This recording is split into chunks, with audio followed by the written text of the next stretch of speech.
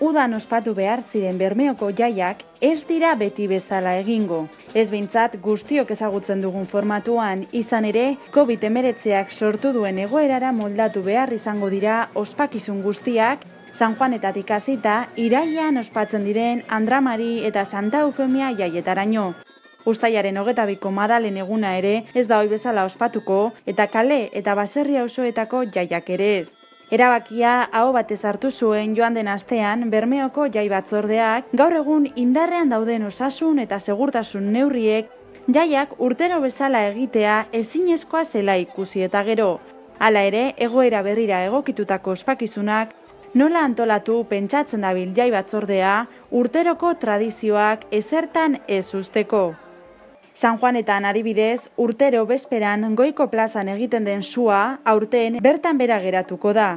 Egun berean gaztelugatze itxita egongo da eta bertako ermitan ez da mesarik egitea aurre ikusten. Uztailaren 22ko Madalen egunak ere aldaketak izango ditu.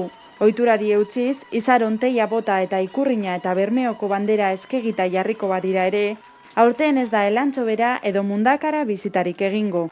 Teia bota ostean, segizio ofiziala Bermeora itzuliko da. Abuztuaren 16ko San Roke egunean ere, urtero talan antolatzen den arratsaldeko ekimena ez da aurrera eramango. Irailaren 7an hasten diren Andramari eta Santa Eufemia jaiek ere aldaketa nabarmenak izango dituzte aurreko urteekin alderatuta.